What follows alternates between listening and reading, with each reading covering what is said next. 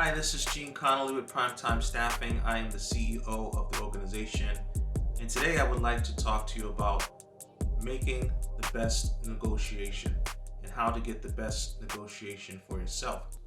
Well, how do you get the best terms? You have to understand what's on the other party's mind. What are they thinking about? What do they need? What is the most important thing for this party? If you understand that, you are 90% of the way there. Billionaire Steven Schwartzman said, if you know what's on the party's mind, that is the problem you need to solve. And he's correct by that. Knowing the needs of the other side can give you leverage and a leg up on what you want. And if you know what the other party wants, you can try to give the other party what they want while getting what you want at the same time, working up a very positive solution for both sides. The psychologist Abraham Maslow came up with a hierarchy of needs, and you have to understand these particular needs. Basic needs like food, shelter, and safety, other needs in regards to being safe and feeling like you're worth something, and self-esteem and self-actualization. All of these needs are in play with a lot of different deals. So understanding the wants and needs of people are key. One of the best things that you can do is trying to find out, what would I want if I was in this person's shoes? That is a very key thing to do. Ask yourself, what would you want if you were on the other side? And 9 times out of 10, you will come up with a great solution that really benefits yourself and the other party and get a great negotiation going. Understanding supply and demand is also key as well. If there are so many people that can offer what you're offering the other party, potentially at a cheaper price, quicker, you could be at a disadvantage.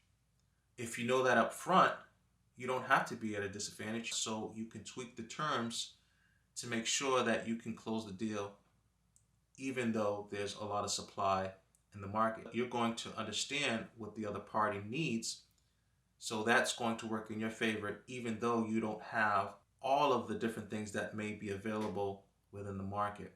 If it's a property, if you really know that your buyer really wants that property because they have bought the other properties next to you, you have a great advantage. You know that they desperately need your property to complete their transactions of the property on the block. I had an investor who bought my property, 3-family property, multifamily brick unit, from me. He had bought the other 3 units next to me. There were 4 properties, and I had the 4th property, and he wanted to buy mine. He knew that mine was up for sale, and he went to my realtor and he said, I want to try to get in to see this unit and to see if I can make an offer on the property. So he went in, he saw the unit, and he negotiated with me that he would close in 30 days since he's an investor and he really didn't have to depend on the banks, and he would not have to do a home inspection. Well, obviously that's a big deal for anyone who has bought a house, knowing that you don't have to worry about home inspection, you don't have to worry about the financing, and he can close quickly. He gave me a very high price, and since I had a background in real estate, I knew that it was a fair price, a very good price, and one of the highest prices in the market at the particular time. I said that I would take the offer.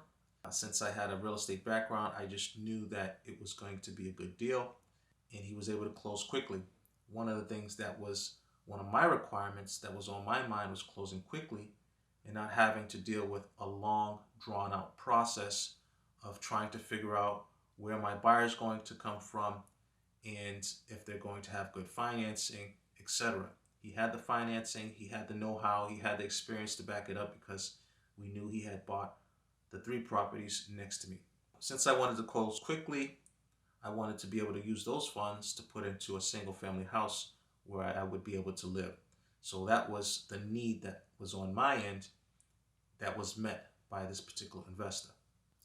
So know what's on the other person's mind, know what the supply and demand is, and supply and demand is very key because the more people selling your product or whatever you're trying to negotiate, the more difficult it could be for you or the other party, vice versa.